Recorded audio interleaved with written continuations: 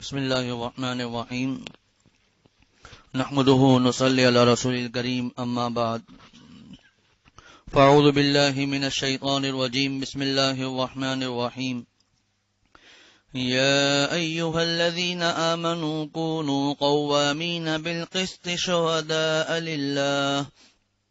شهداء لله ولو على أنفسكم أو الوالدين والأقربين إن يكن غنيا أو فقيرا فالله أولى بهما فلا تتبعوا الهوى أن تعدلوا وإن تلووا أو تعرضوا فإن الله كان بما تعملون خبيرا. سورۃ النساء کی آیت نمبر 135 کی ابھی تلاوت کی گئی ہے، اور یہ سورۃ النساء کا 20واں رکوع اور والمحصنات 5ویں پارے کا 17واں رکوع ہے. سورۃ النساء کے شروع میں یہ عرض کیا گیا تھا کہ اس سورت میں یتیموں اور عورتوں کے حقوق بیان کیے گئے اور ان کے ساتھ عدل و انصاف کا حکم دیا گیا. اس کے بعد ضمناً دوسرے احکامات بھی چلتے رہے. پھر درمیان میں قبیلہ بنی عبیرک کے ایک منافق کا تذکرہ تھا کہ جس کے خاندان والوں نے اس کو بچانے کے لیے جھوٹی گواہیاں دی. پھر گزشتہ دروس میں جو اس آخری رکوع گزرا اس میں بھی یہ حکم تھا وَأَن تَقُومُوا لِلْيَتَامَى بِالْقِسْطِ. پھر یتیموں کے ساتھ انصاف کرنے کا حکم دیا گیا. آج کی جو یہ آیت ہے اس کا ماقبل سے ربط اور تعلق اور جوڑ یہ ہے کہ گزشتہ آیات میں ایک خاص قسم کے عدل کا اور انصاف کا تذکرہ تھا، اور وہ تھا عورتوں کے ساتھ انصاف کرنا اور یتیم بچوں کے ساتھ انصاف کرنا. جیسا کہ گزشتہ دروس میں گزر چکا کہ اہل عرب میں عورتوں اور بچوں کے کوئی حقوق نہیں سمجھے جاتے تھے، تو قرآن پاک نے یہی حقوق بیان کیے. اور اہل عرب کا یہ ذہن تھا کہ مال کا حقدار، وراثت کا حقدار وہی ہے جو جہاد کرتے ہوں، گھوڑے پر سوار ہوتے ہوں اور وہ مرد ہیں. عورتیں اور بچے جہاد میں اور جنگ میں شریک نہیں ہوتے تھے. انہی کے حقوق بیان ہوئے، تو وہ خاص قسم کا عدل اور انصاف تھا. اور آج کی جو یہ آیت ہے اس میں عام عدل اور عام انصاف کا معاملہ ہے. اور یہ حکم دیا گیا ان آیتوں میں کہ جب تمہارے پاس کوئی معاملہ آئے تو تم عدل اور انصاف کے ساتھ اس معاملے کا فیصلہ کرنا. تفصیل انشاءاللہ آگے عرض کروں گا. اور اس میں کسی کا ساتھ مت دینا.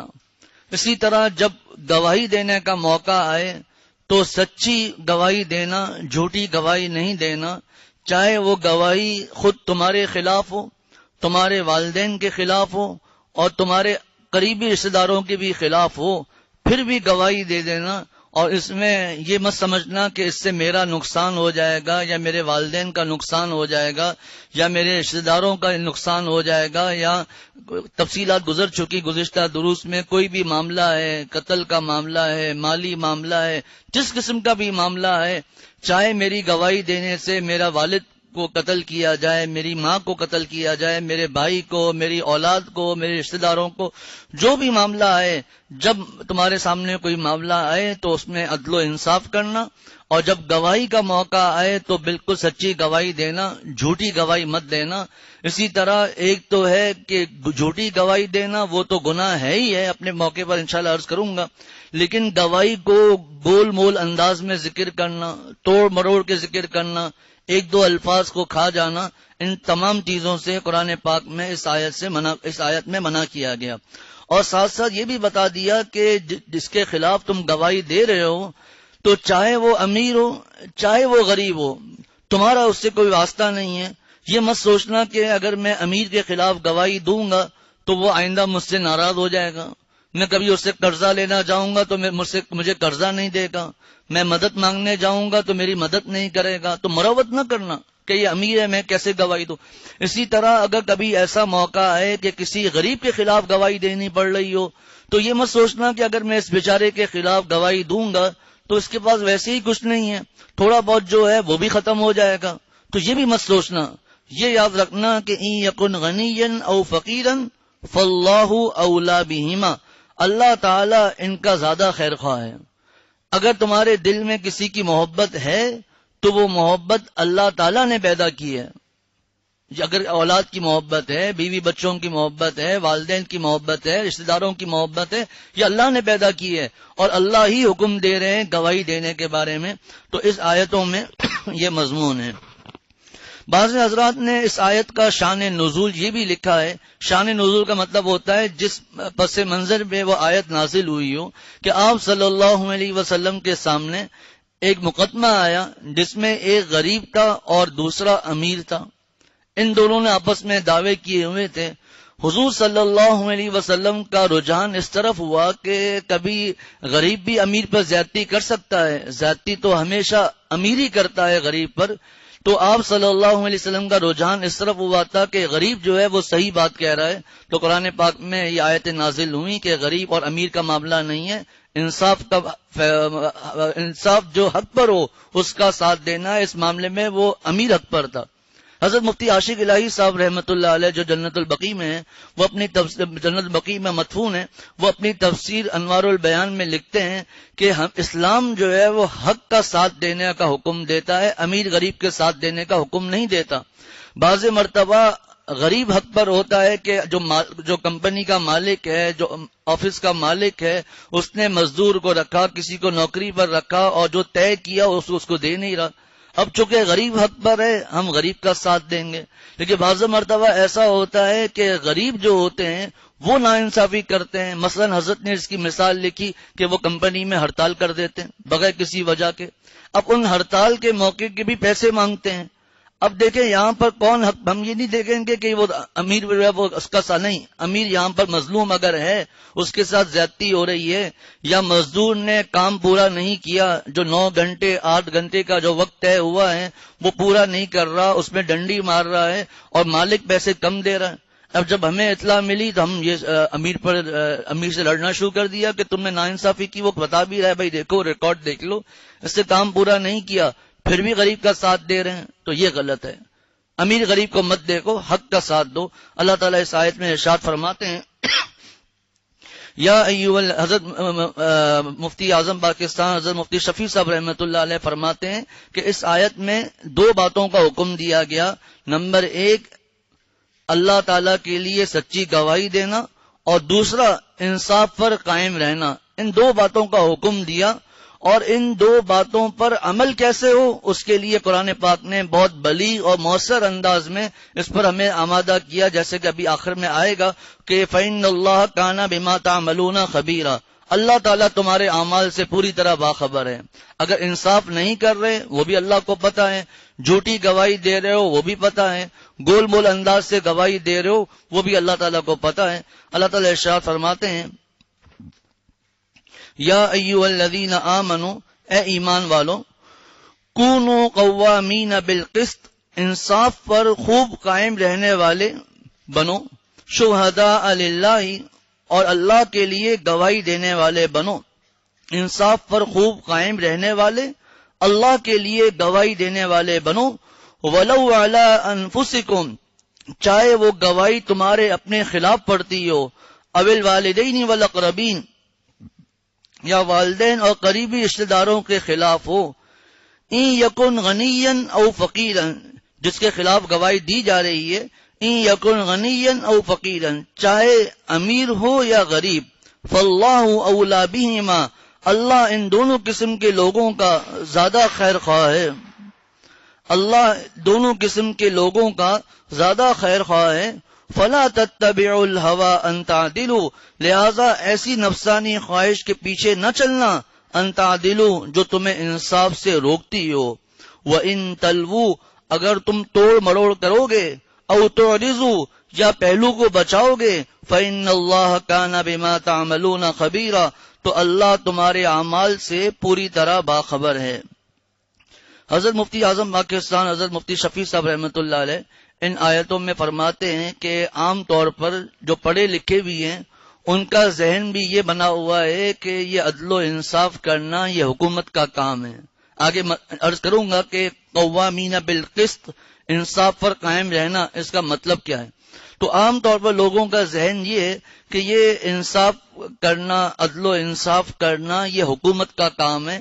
فرمایا کہ یہ ہر ایک کا کام ہے۔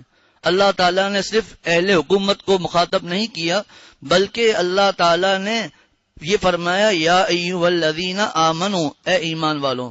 حضرت والد صاحب دامت برکاتہم کی دعاؤں سے ایک درس قرآن ہوا تھا دوسرے پارے میں، وَلَا تَأْكُلُوا أَمْوَالَكُمْ بَيْنَكُمْ بِالْبَاطِلِ وَتُدْلُوا بِهَا إِلَى الْحُكَّامِ لِتَأْكُلُوا فَرِيقًا مِّنْ أَمْوَالِ النَّاسِ بِالْإِثْمِ وَأَنْتُمْ تَعْلَمُونَ، جو الحمدللہ بعد میں چھپ بھی گیا، کسب حرام کی مروجہ صورتیں اور ان کی اصلاح، جس میں یہ عرض کیا تھا کہ ملاوٹ ہے، دھوکہ ہے، غلط بیانی ہے، جھوٹی گواہی ہے، جھوٹی قسم کھانا ہے، اسی طرح جھوٹے مقدمے لے کر جانا، پھر جج کو، قاضی کو رشوت پیش کرنا، یہ تمام باتیں عرض کر کے اس میں میں نے اس درس میں یہ عرض کیا تھا کہ ہم آج کل اپنے جو نقصان ہے، اپنی جو پریشانیاں ہیں، جو معیشت جو بیٹھ رہی ہے، اس کا پورا ذمہ دار حکومت کو ٹھہرا دیتے ہیں۔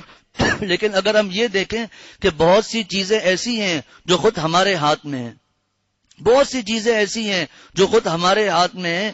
اب جھوٹے مقدمے پیش کرنا، کیا یہ حکومت کہتی ہے کہ جھوٹے مقدمے پیش کرو؟ اسی طرح وہاں پر جھوٹی گواہیاں دینا، جھوٹی قسمیں کھانا، رشوتیں دینا، یہ تمام کی تمام چیزیں ایسی ہیں کہ اگر ہم اسی طرح ملاوٹ سے بچنا، دھوکے سے بچنا، غلط بیانی سے بچنا، وقت پورا نہ دینا، یہ تمام چیزیں ایسی ہیں جو ہم لوگ خود کر سکتے ہیں۔ الحمدللہ ہم اس کو صحیح کر سکتے ہیں۔ تو اس آیت میں بھی جو اللہ تعالیٰ نے خطاب کیا وہ ایمان والوں کو خطاب کیا، تمام مسلمانوں کو خطاب کیا، اور فرمایا کہ انصاف پر قائم رہنا اور اللہ کے لیے گواہی دینے والے بنو۔ اللہ کے لیے کتنا زبردست اس الفاظ کو مؤثر اور بلیغ انداز سے پیش کیا۔ یہ ایک تو فرمایا کہ میرے عاشق وہ ہیں، عباد الرحمن وہ ہیں، لا یشہدون الزور، جس کا ایک تفسیر تو یہ ہے والذین لا یشہدون الزور، جو جھوٹی گواہی نہیں دیتے، اور ایک اس کی تفسیر یہ ہے کہ میرے جو عاشق ہیں، جو عباد الرحمن ہیں، یہ گناہوں کی مجلسوں میں نہیں جاتے، تو جھوٹی گواہی دینے سے منع کر دیا۔ اور آپ صلی اللہ علیہ وسلم نے فرمایا کہ بڑے بڑے گناہوں کا تذکرہ فرمایا، اور فرمایا ان میں سے ایک ہے شہادت الزور، جھوٹی گواہی دینا۔ ایک روایت میں آتا ہے آپ صلی اللہ علیہ وسلم نے فرمایا 3 مرتبہ فرمایا کہ جھوٹی گواہی اللہ تعالیٰ کے ساتھ شرک کرنے کے برابر ہے۔ شرک کتنا بڑا گناہ ہے۔ تو ایک روایت میں تو یہ فرمایا کہ بڑے بڑے گناہ، ان بڑے بڑے گناہوں میں سے ایک گناہ کیا ہے؟ جھوٹی گواہی دینا۔ اور اس روایت میں ہے کہ 3 بار فرمایا حضور صلی اللہ علیہ وسلم نے کہ جھوٹی گواہی اللہ کے ساتھ شرک کرنے کے برابر ہے۔ تو ایک تو جھوٹی گواہی کا گناہ، دوسرا اس جھوٹی گواہی میں خود جھوٹ بولنے کا گناہ۔ اور جھوٹ بولنا کتنا بڑا گناہ ہے، جھوٹی قسم کھانا کتنا بڑا گناہ ہے۔ یہ تمام سورہ بقرہ کا جو آخری رکوع جہاں سے شروع ہوتا ہے، اس سے پہلے والا جو درس تھا اس میں بھی بیان ہوا، اور یہ جو آیت میں نے پڑھی جو کتاب چھپ گئی الحمدللہ، اس میں بھی بیان ہوا جھوٹی قسم کے بارے میں، جھوٹی گواہیوں کے بارے میں، جھوٹے مقدموں کے بارے میں۔ تو یہ تمام کام ہمارے کرنے کے ہیں۔ ہاں، جو ایسا سرکش آدمی آ جائے جس پر ہمارا اختیار نہیں ہے، تو وہاں پر حکومت کا معاملہ ہے۔ قرآن پاک میں یہ ابھی جو میں نے آیت پڑھی، اس سے ملتی جلتی ایک آیت سورۃ المائدہ میں آتی ہے، یا ایھا الذین آمنوا کونوا، وہ یہاں پر ہے یا ایھا الذین آمنوا کونوا قوامین بالقسط شہداء للہ۔ اور یہ جو آیت سورۃ المائدہ میں ہے، اس میں تعبیر تھوڑی دوسرے انداز سے ہے، مضمون یہی ہے کونوا قوامین للہ شہداء بالقسط، اور چل آگے ان کی تفصیلات آئیں گی۔ اسی طرح 27ویں سپارے میں جہاں پارہ ختم ہو رہا ہے، سورۃ الحدید کے غالباً آخری رکوع ہے، وہاں پر اللہ تعالیٰ نے اسی مضمون کو ایک دوسرے انداز سے بیان فرمایا کہ لقد ارسلنا رسولنا بالبینات، کہ ہم نے اپنے رسولوں کو بھیجا دلائل دے کر، وانزلنا معهم الکتاب والمیزان، اور نازل کیا ہم نے ان کے ساتھ کتابیں اور ترازو، لیقوم الناس بالقسط، تاکہ لوگ انصاف پر قائم رہیں، انصاف پر جمے رہیں۔ آگے فرمایا وانزلنا الحدید، اور ہم نے لوہے کو اتارا، فیہ بأس شدید، اس میں بڑا رعب ہے اور لوگوں کے لیے منافع بھی ہیں۔ فرمایا کہ یہاں پر بھی انصاف کا حکم دیا اللہ تعالیٰ نے، اور لیکن یہاں پر ایک بات کا اضافہ کیا، وَأَنزَلْنَا الْحَدِيدَ فِيهِ بَأْسٌ شَدِيدٌ، کہ کچھ لوگ ایسے ہوں گے جو سرکش ہوں گے، وہ عدل و انصاف نہیں کرنے دیں گے، جھوٹی گواہیاں دیں گے تو ان کے لیے سزائیں بھی ہیں، ہم نے لوہے کو بھی اتارا ہے، ان کے لیے سزائیں بھی ہیں۔ تو تیسری آیت سورۃ الحدید تو الفاظ بالکل ہی اور ہیں، مضمون وہی ہے، لیکن سورۃ النساء کی یہ مذکورہ آیت اور سورۃ المائدہ کی جو آیت ہے اس کے بارے میں مضمون انشاءاللہ آگے عرض کروں گا۔ تو فرمایا کہ حضرت مفتی شفیع صاحب رحمۃ اللہ علیہ نے یہاں بہت زیادہ تفصیلات بیان کی ہیں، جس کا ظاہر سی بات ہے یہاں موقع نہیں ہے۔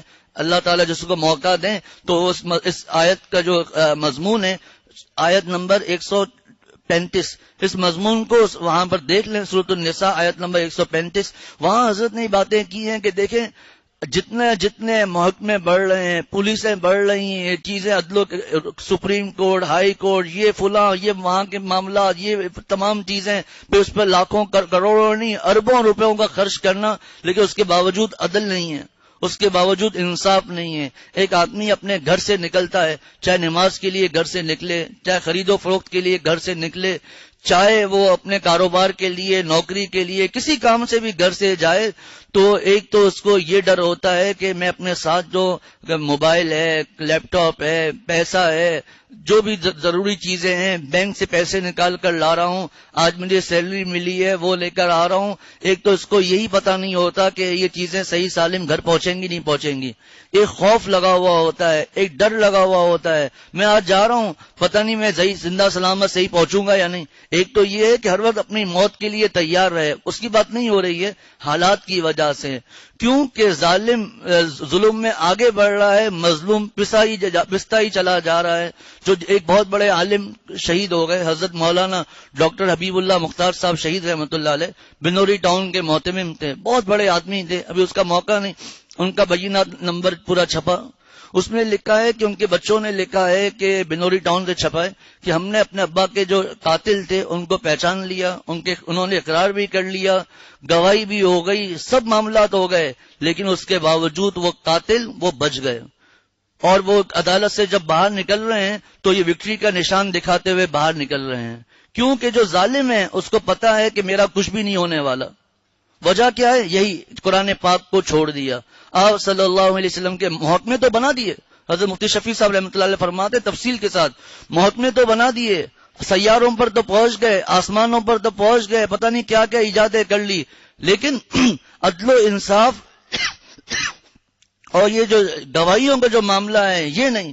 فرمایا آج امت اگر ان دو باتوں پر عمل کر لے، ایک عدل اور انصاف، جس کا مطلب ابھی تک میں نے بیان نہیں کیا کہ یہاں کیا مراد ہے، ایک وہ ابھی آگے عرض کروں گا تب پتا چلے گا کیسے یہ ہوگا، ایک عدل و انصاف اور دوسرا سچی گواہی، اور اس میں وہ جھوٹی قسم بھی آ گئی، جھوٹی قسم سے بچنا، اس میں یہ بھی آ گیا جھوٹے مقدمات آگے نہ لے جانا، ان کو رشوتیں نہ دینا، یہ دو باتوں پر عمل کر لیا جائے تو فرمایا ہم انشاءاللہ کامیاب ہو جائیں گے، ہم انشاءاللہ کامیاب ہو جائیں گے۔ یہاں جھوٹی گواہیاں آسان ہیں، جھوٹی قسمیں آسان ہیں، سچی گواہی، سچا مقدمہ، سچی قسمیں یہ مشکل ہے، کیونکہ ظالم کا ساتھ دیا جا رہا ہے، آگے سب مضمون آ رہے ہیں۔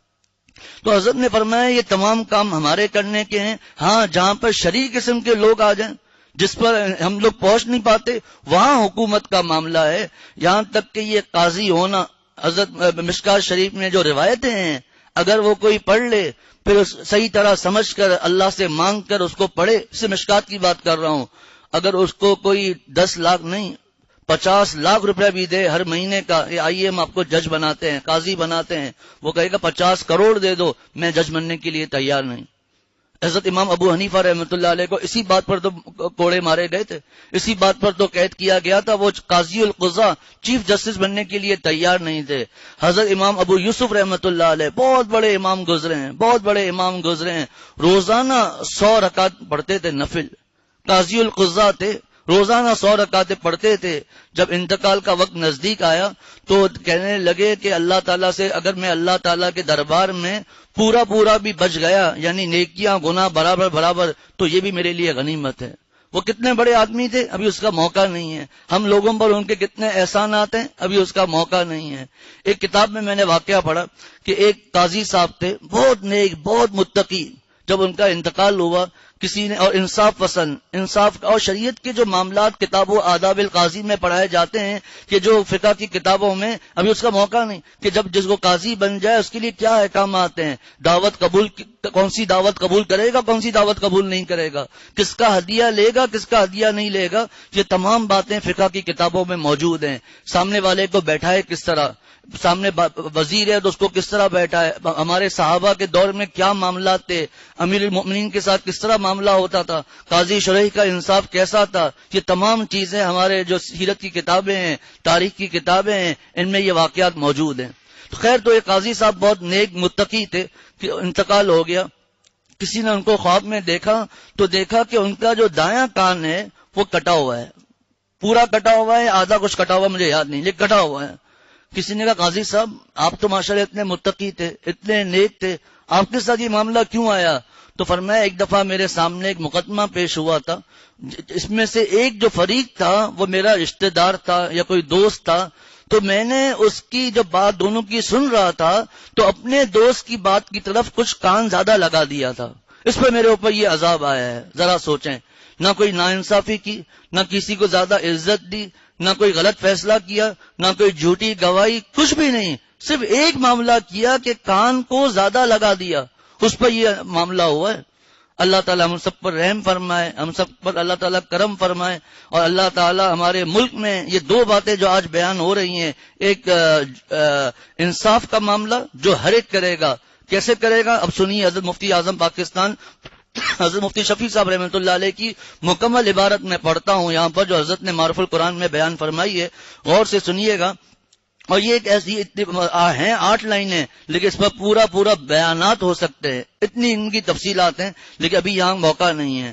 فرمایا کہ یہ قسط جو جملہ قرآن پاک میں آیا ہے اس کا مطلب کیا ہے؟ فرمایا کہ اس کے معنی ہے عدل و انصاف.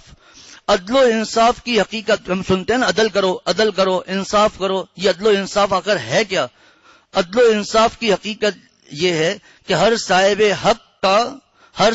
حق کا حق پورا ادا کیا جائے. یہ ہے عدل و انصاف. معلوم ہوا کہ عدل و انصاف سے عدالت کے ساتھ خاص نہیں ہے. کوئی ہمارے پاس نوکری کر رہا ہے تو اس کا جو پیسہ بنتا ہے پورا دینا. ہم کسی کے یہاں نوکری کر رہے ہیں تو اس کا جو معاملہ ہمارے ساتھ طے ہوا ہے پورا ہر معاملات میں. تو ہر صاحب حق کا حق پورا ادا کیا جائے. اس کے عموم میں اللہ تعالیٰ کے حقوق بھی داخل ہیں اور سب قسم کے انسانی حقوق بھی. اس لیے قیام بالقسط کے مفہوم میں یہ بھی داخل ہے کہ کوئی کسی پر ظلم نہ کرے، اور یہ بھی داخل ہے کہ ظالم کو ظلم سے روکا جائے، ظالم کو ظلم سے روکا جائے، مظلوم کی حمایت کی جائے. اور یہ بھی داخل ہے کہ ظالم کو ظلم سے روکنے اور مظلوم کا حق دلوانے کے لیے شہادت کی ضرورت پیش آئے تو شہادت سے گریز نہ کیا جائے. اور یہ بھی داخل ہے کہ شہادت میں حق اور حقیقت کا اظہار کیا جائے، خواہ وہ کسی کے موافق پڑے یا مخالف. یہ بھی داخل ہے کہ جن لوگوں کے ہاتھ میں حکومت اور انتظام ہے، جب دو فریق کا کوئی مقدمہ ان کے سامنے پیش ہو تو فریقین کے ساتھ برابری کا معاملہ کریں، کسی ایک کی طرف کسی طرح کا میلان نہ ہونے دیں، گواہوں کے بیانات غور سے سنیں، معاملات کی تحقیق میں اپنی پوری کوشش خرچ کریں، پھر فیصلے میں پورے عدل و انصاف کا معاملہ رکھیں. بتائیے کیا عجیب و غریب، یہ کیسے عجیب و غریب معاملات ہیں. یہ کون لکھ رہا ہے؟ مفتی اعظم پاکستان حضرت مفتی شفیع صاحب رحمۃ اللہ علیہ، تفسیر معرف القرآن میں. یا ایھا الذین آمنوا، اے ایمان والو. اب یہ یہاں جو الفاظ ہیں وہ غور سے سنیے گا، اس کے بعد جو سورۃ المائدہ میں الفاظ ہیں ان پر آئیں گے. یا ایھا الذین آمنوا، پانی دیجیے گا.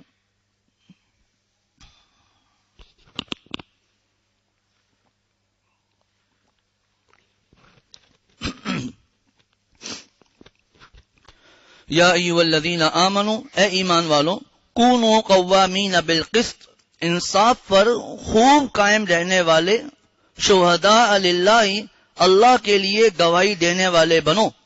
ولو علی ان، اچھا تمہیں ایک بات، شہداء للہ یہ جملہ اتنا زبردست ہے اور ایسا بلیغ جملہ ہے کہ جو تم گواہی دے رہے ہو نا، یہ ایسے ہی گواہی نہیں ہے، یہ اللہ کے لیے گواہی دے رہے ہو. کتنا نازک معاملہ ہے، اللہ کے لیے گواہی دے رہے ہو. شہداء للہ، اللہ کے لیے گواہی دینے والے بنو. ولو علی انفسکم او الوالدین والاقربین، چاہے وہ گواہی تمہارے اپنے خلاف پڑتی ہو، اول والدین یا والدین، اول والدین والاقربین یا والدین اور قریبی رشتہ داروں کے خلاف۔ یہاں ایک بات سمجھ لیں کہ ہو سکتا ہے کسی کے دل میں یہ آئے کہ اپنے خلاف گواہی کیسے ہوگی۔ فقہ کی کتابوں میں ایک اصطلاح استعمال ہوتی ہے جس پر پورا ایک فقہ کا باب ہے، کتاب الاقرار۔ اقرار کا یہ اقرار مراد ہے یہاں پر۔ کیا مطلب؟ اگر میں نے کسی آدمی سے 10,000 روپے لیے ہیں اور میرے ذمے اس کے 10,000 روپے دینے ہیں، اس کے پاس کوئی گواہ نہیں ہے اور مجھے پتا ہے، میرا یہ فرض بنتا ہے کہ میں جا کر خود اقرار کر لوں کہ آپ کے پیسے میرے ذمے 10,000 روپے نکلتے ہیں۔ یہ ہے اپنے خلاف گواہی دینا، یعنی اقرار کر لینا۔ تو ولو علی انفسکم، چاہے وہ گواہی تمہارے اپنے خلاف پڑتی ہو، اول والدین والاقربین یا والدین اور قریبی رشتہ داروں کے خلاف۔ اب عام طور پر آدمی کیا کرتا ہے؟ گواہی دینے کے لیے آگے آگے ہوتا ہے، لیکن جب وہ گواہی اپنے خلاف جا رہی ہو یا اپنے والدین کے خلاف جا رہی ہو یا اپنے قریبی رشتہ داروں کے خلاف جا رہی ہو تو وہاں رک جاتا ہے، کیونکہ ان کا نقصان ہو جائے گا، اپنا جو نقصان ہو رہا ہے اس کا اندازہ نہیں۔ حضرت مفتی شفیع صاحب رحمۃ اللہ علیہ تفسیر معارف القرآن میں فرماتے ہیں کہ عام طور پر آدمی جو عدل و انصاف میں کمی کرتا ہے اور جو جھوٹی گواہیاں دیتا ہے، گواہ میں کمی کرتا ہے، وہ دو وجہوں سے ہوتی ہے۔ ایک یہ کہ جن کے خلاف وہ گواہی دے رہا ہے وہ اس کے اپنے رشتہ دار ہیں جو یہاں گزرے، اپنے والدین ہیں، بیٹا ہے، اولاد وغیرہ رشتہ دار ہیں۔ اور دوسرا جو آدمی جھوٹی گواہی دیتا ہے وہ ہوتی ہے اپنے دشمن کے خلاف، کہ ایک آدمی میرا دشمن ہے، میری اس سے لڑائی ہے، میرا پارٹنر تھا، مجھے نقصان پہنچایا، اب میں اس کو یا مجھے دھوکہ دیا، جو بھی معاملہ ہو، دھوکہ اس کا الگ معاملہ ہے، لیکن جب آج میرے پاس معاملہ آیا ہے تو میں اس کے خلاف گواہی دوں گا۔ یہ گواہ تو ایک تو آدمی گواہی میں غلط بیانی کرتا ہے جب وہ اپنے رشتہ داروں کے خلاف جا رہی ہو، اور دوسرا اپنے دشمنوں کے خلاف جا رہی ہو۔ وہاں پر اللہ تعالیٰ نے سورۃ النساء میں تو ایک معاملے کو بیان کیا، چاہے وہ گواہی تمہارے اپنے خلاف پڑتی ہو، اول والدین یا والدین کے خلاف پڑتی ہو، اول اقربین یا قریب رشتہ داروں کے خلاف پڑتی ہو۔ اور سورۃ المائدہ آیت نمبر 8 میں اللہ تعالیٰ نے اس کو بیان کیا، وَلَا يَجْرِمَنَّكُمْ شَنَآنُ قَوْمٍ عَلَىٰ أَلَّا تَعْدِلُوا، اور انصاف کی گواہی کا بتا دیا اور فرمایا کسی قوم کی دشمنی تمہیں اس پر آمادہ نہ کرے تو کہ تم ناانصافی کرو۔ کیا قرآن پاک کے یہ انداز ہیں، ایک ایک بات اللہ تعالیٰ ہمارے دلوں میں اتار دے اور اس پر ہم اور معاشرہ تمام مسلمان ان پر عمل کرنے والے بن جائیں۔ وَلَا يَجْرِمَنَّكُمْ شَنَآنُ قَوْمٍ عَلَىٰ أَلَّا تَعْدِلُوا، اور کسی قوم کی دشمنی تمہیں اس بات پر آمادہ نہ کرے اللہ تعدلوا کہ تم ناانصافی کرو۔ دونوں باتیں اللہ تعالیٰ نے بیان فرما دی۔ اب یہاں پر جو الفاظ کا تھوڑا فرق ہے، سورۃ النساء میں تو آیا کہ قوامین بالقسط، پہلے شہداء للہ، کہ انصاف پر خوب قائم رہنے والے اور اللہ کے لیے گواہی دینے والے بنو۔ اور سورۃ المائدہ میں جو جملہ آیا وہ ہے قوامین للہ، اللہ یعنی ایسے بن جاؤ کہ اللہ کے احکام کی پابندی کے لیے ہر وقت تیار رہو، شہداء بالقسط، انصاف کی گواہی دینے والے ہوں۔ علامہ شبیر احمد عثمانی رحمۃ اللہ علیہ اپنی تفسیر عثمانی میں فرماتے ہیں ان دونوں آیتوں کا جو انداز سے بیان کا جو فرق ہے وہ اس وجہ سے ہے کہ سورۃ النساء میں جیسا کہ ہم ابھی دیکھ بھی رہے ہیں کہ مسلسل حقوق العباد کا تذکرہ آ رہا ہے۔ اگر ہم سورۃ النساء کو شروع سے دروس سنیں گے اور جو ساتھی شریک ہیں ان کو اندازہ ہے کہ شروع سے حقوق العباد کا تذکرہ آ رہا ہے، تو یہاں جو تعبیر اختیار کی گئی قرآن پاک میں وہاں پر بھی پہلے انصاف کا تذکرہ آیا، قوامین بالقسط، انصاف پر خوب قائم رہو۔ اور یہاں پر سورۃ المائدہ میں جو فرمایا، یہاں پر چونکہ حقوق اللہ چل رہے ہیں، جب انشاءاللہ ہم وہاں پہنچیں گے تو انشاءاللہ اس وقت دوبارہ وضاحت کر دی جائے گی، تو چونکہ حقوق اللہ کا تذکرہ چل رہا تھا تو یہاں پر قوامین للہ کہ اللہ کے احکام کی پابندی کے لیے ہر وقت تیار رہو، تو یہ فرق۔ دوسرا فرمایا کہ قرآن پاک یوں بھی تو بیان کر سکتا تھا کہ انصاف کرو، اقسطوا، انصاف کرو، لیکن اتنی زیادہ بڑی تعبیر کیوں بیان کی؟ تو فرمایا اس لیے کہ ایک آدھ دفعہ انصاف کرنا کافی نہیں ہے، ایک دفعہ یہ تو کافر بھی کر لیتا ہے، انصاف کر لیا، اس کی عدالت میں مقدمہ آیا، انصاف کر لیا، لیکن قرآن پاک نے فرمایا قوام، جمے رہو انصاف پر۔ یہ نہیں کہ کبھی کبھار انصاف کر لیا تم بس کافی ہو گئے، ہم نے قرآن پاک پر اقسطوا آتا تو بس انصاف کرو، ایک دفعہ کر لیا، ایک دفعہ نہیں کیا، 3 دفعہ کر لیا، 2 دفعہ نہیں کیا، لیکن یہاں پر اللہ تعالیٰ فرما رہے ہیں قوامین بالقسط، خوب قائم رہنے والے بنو انصاف پر۔ تو یہ تعبیر کا اختلاف۔ یا ایھا الذین آمنوا، اے ایمان والوں، کونوا قوامین بالقسط، انصاف پر خوب قائم رہنے والے، اور قوامین بالقسط کا میں نے ترجمہ اور تفسیر عرض کر دی کہ تمام حقوق آ جاتے ہیں. شہداء للہ، اللہ کے لیے گواہی دینے والے بنو. یعنی جب گواہی دے رہے ہو تو یہ سوچ سمجھ کر گواہی دو کہ میں جو گواہی دے رہا ہوں اللہ تعالیٰ کے لیے گواہی دے رہا ہوں، اللہ تعالیٰ کا حکم سمجھ کر گواہی دے رہا ہوں. سورۃ البقرہ میں بھی گزرا تھا وَلَا تَكْتُمُوا الشَّهَادَةَ، گواہیوں کو مت چھپانا.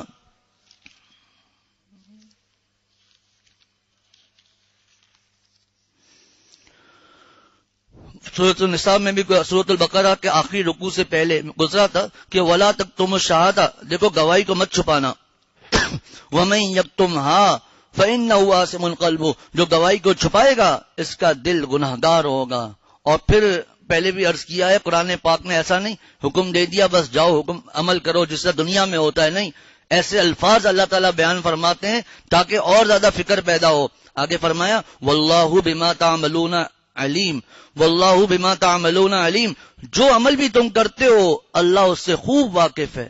کوئی کہہ سکتا ہے جی مجھے تو معاملہ پتہ ہی نہیں تھا، میں گواہی تو نہیں دے سکتا اپنے آپ کو بچانے کے لیے، اللہ تعالیٰ کو پتہ ہے کس کو معاملہ. لیکن آج کل کا ایک معاملے میں وضاحت کر دوں کہ آج کل کوئی کہہ سکتا ہے جی ہم تو سچی گواہی دینے کے لیے تیار ہیں، لیکن یہاں پر تو سچوں کا کوئی ساتھ ہی نہیں دیتا. اور اگر ہم گواہ بن جائیں گے ہر 2 دنوں کے بعد ہمیں عدالت میں جانا پڑے گا.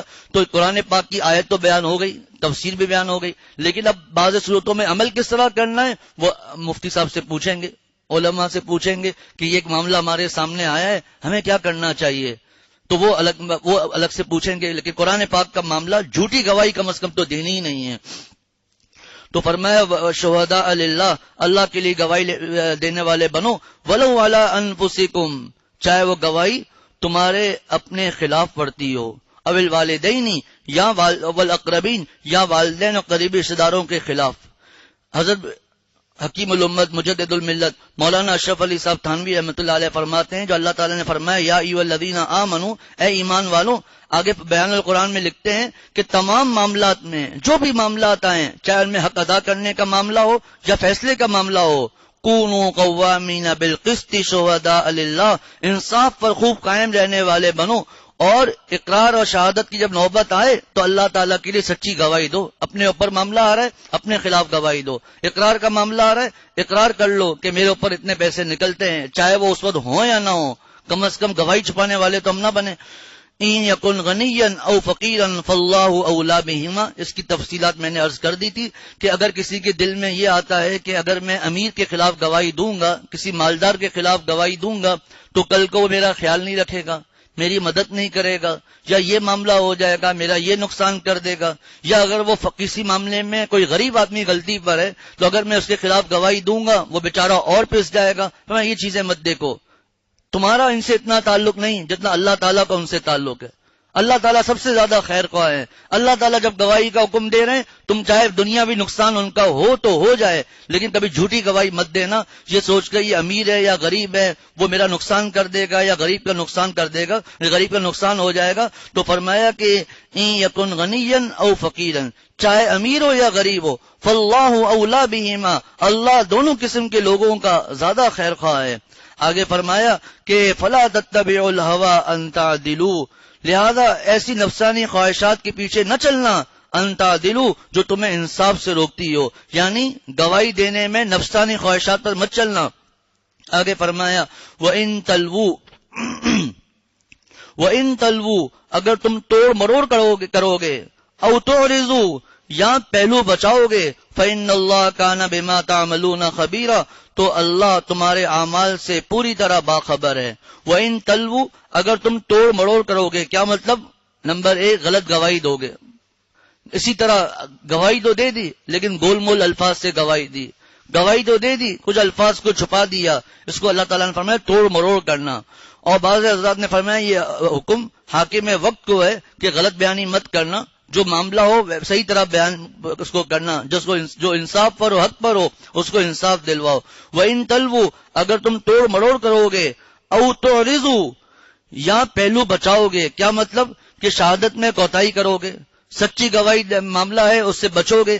فَإِنَّ اللَّهَ كَانَ بِمَا تَعْمَلُونَ خَبِيرًا، تو اللہ تعالیٰ تمہارے اعمال سے پوری طرح باخبر ہے. جیسا کہ میں نے عرض کیا کہ قرآن پاک جب کسی بات کا حکم دیتا ہے تو آخر میں اس پر عمل کرنے کے لیے ایسی صفات اللہ تعالیٰ اپنی بیان کر دیتے ہیں تاکہ اس پر عمل کرنا آسان ہو جائے. سب باتیں بیان کر کے آخر میں فرما دیا کہ فَإِنَّ اللَّهَ كَانَ بِمَا تَعْمَلُونَ خَبِيرًا. اللہ تعالیٰ تمہارے اعمال سے پوری طرح باخبر ہے کہ تم انصاف کر رہے ہو یا بے انصافی کر رہے ہو، تم جھوٹا مقدمہ لے کر جا رہے ہو یا سچا مقدمہ، گواہی سچی دے رہے ہو یا جھوٹی گواہی دے رہے ہو، اسی طرح جھوٹی قسم کھا رہے ہو یا سچی قسم کھا رہے ہو. یہ تمام کے تمام معاملات اللہ تعالیٰ پوری طرح باخبر ہیں. جیسا کہ گزشتہ درس میں گزرا تھا کہ میاں بیوی کے معاملے میں کہ اگر کوئی شوہر غلطی پر ہے لیکن بیوی برداشت کر لیتی ہے، یا بیوی غلطی پر ہے شوہر برداشت کر لیتا ہے اور اسی کے ساتھ زندگی گزارتا ہے، تو اللہ تعالیٰ نے فرمایا تھا کہ وَإِن تُحْسِنُوا وَتَتَّقُوا فَإِنَّ اللَّهَ كَانَ بِمَا تَعْمَلُونَ خَبِيرًا. کہ اگر تم احسان اور تقوی سے کام لوگے، نیکی اختیار کرو گے، تو اللہ تعالیٰ تمہارے اعمال سے پوری طرح باخبر ہیں. تو یہ عرض کیا تھا کہ اللہ تعالیٰ کیا اجر عطا فرمائیں گے، قرآن پاک میں یہ بیان ہی نہیں کیا. وہ جو اجر ہوگا تمہاری توقع سے بڑھ کر ہوگا. یہاں جو فرمایا تمہارے اعمال سے پوری طرح باخبر ہیں، کیا عذاب دیں گے یہ اللہ تعالیٰ کو ہی پتا ہے کیسا عذاب ہوگا. اور جو جھوٹے مقدمے لے کر جاتا ہے، عدل و انصاف سے کام نہیں لیتا ہے، تمام معاملات اللہ تعالیٰ پوری طرح باخبر ہیں. اللہ تعالیٰ ہم سب کو یہ دو احکامات جو آج کے درس میں گزرے، نمبر 1 انصاف پر مضبوطی کے ساتھ قائم رہنا، نمبر 2 گواہی دینے کے معاملے میں، چاہے وہ انصاف کا معاملہ اپنے قاضی شریح نے حضرت علی رضی اللہ تعالیٰ عنہ کے خلاف فیصلہ دے دیا. بتائیے کتنا بڑا معاملہ ہے کوئی آج. اسی لیے حدیث میں جو میں نے عرض کیا کہ مشکات میں ایسی سی روایتیں موجود ہیں، آدمی پڑھے تو حیران ہو جائے کہ اگر میں جج بن گیا تو میرے بڑے خوش ہوتے ہیں کہ ہمیں یہ مل گیا، عہدہ مل گیا، لیکن میں انصاف بھی کر سکوں گا نہیں کر سکوں گا. اللہ تعالیٰ ہم سب کی حفاظت فرمائے، وہ حدیثیں سامنے ہوں، پھر پتا چلے گا یہ کتنا خطرناک معاملہ ہے. اللہ تعالیٰ ہم سب کو عمل کی توفیق عطا فرمائے. جو کمی کوتاہیاں ہوئیں، غلطیاں ہوئیں، توبہ کا دروازہ کھلا ہوا ہے. چاہے جھوٹی گواہی ہو، جھوٹا مقدمہ ہو اور جھوٹی قسمیں ہوں، جتنے یہ گناہ ہو گئے. لیکن جو اللہ ایک مثال عرض کرتا ہوں، ابھی 2:23 تقریباً ہو رہے ہیں، ابھی آ کر ہمیں کوئی اطلاع دے کہ پڑوس میں ایک ہندو ہے، وہ مسلمان ہو گیا. ماشاءاللہ 80-90 برس کا ہندو ہے، مسلمان ہو گیا. 5 منٹ کے بعد اطلاع آتی ہے کہ وہ جو مسلمان ہوا تھا ہندو، وہ ابھی انتقال ہو گیا اس کا 5-7 منٹ کے بعد. آپ بتائیے وہ جنت میں جائے گا یا دوزخ میں جائے گا؟ جنت میں جائے گا انشاءاللہ. کلمہ پڑھ لیا، ایسے کلمے پر موت آئی، نہ کوئی نماز پڑھی، نہ کوئی زکوٰۃ، نہ کوئی حج، قربانی، نماز، تلاوت، کچھ بھی نہیں. تو جو اللہ تعالیٰ 90 برس کے کافر کا اسلام قبول کرتے ہیں اور اس کو جنت میں بھیج دیں گے، تو وہ اللہ تعالیٰ ہمارے مسلمانوں کے گناہ کیوں معاف نہیں کریں گے؟ 70-80 برس، 50 برس، جتنے برس کے بھی گناہ ہوں، جو گناہ ہو گیا. اب فرق یہ ہو جائے گا کہ وہ حقوق اللہ ہیں یا حقوق العباد ہیں. اگر تو حقوق اللہ ہیں تو اللہ تعالیٰ سے معافی مانگیں گے، چاہے بڑے سے بڑا گناہ ہو. اور اگر حقوق العباد ہیں تو اہل حق کے جو حقوق ہیں وہ ادا کرنے پڑیں گے، تب معافی ہوگی. اور اگر حق ادا ہی نہیں کر سکتے، اتنی جھوٹی قسمیں کھائی ہیں، اتنی جھوٹی گواہیاں دی ہیں، اتنے جان بوجھ کر عدل و انصاف کی دھجیاں اڑائی ہیں، پتہ ہی نہیں کس کس کے ساتھ یہ معاملے ہوئے ہیں. اب پھر وہی بات مفتی صاحب ہم پوچھیں گے کہ حضرت اب تو ہمارے اختیار میں ہی نہیں ہے، ہمیں پتہ ہی نہیں ہم نے کس کس کا مال کھایا ہے، کس کس کا نقصان پہنچایا ہے. ہم نے تو ایک تو جھوٹی گواہی دی اور جھوٹی قسمیں کھائیں، اس پر ہم نے پیسے کمائے، پھر اس کی وجہ سے جس کا نقصان ہوا وہ الگ. اب کیسے پورا کرے اللہ؟ کیونکہ حرام جس تیزی سے آتا ہے اس تیزی سے نکلتا بھی ہے. جتنی تیزی سے حرام، بلکہ یوں کہا جائے اس سے زیادہ تیزی سے نکلتا ہے. اللہ تعالیٰ ہم پر رحم فرمائے. توبہ کا دروازہ البتہ کھلا ہوا ہے. وآخر دعوانا الحمدللہ رب العالمین.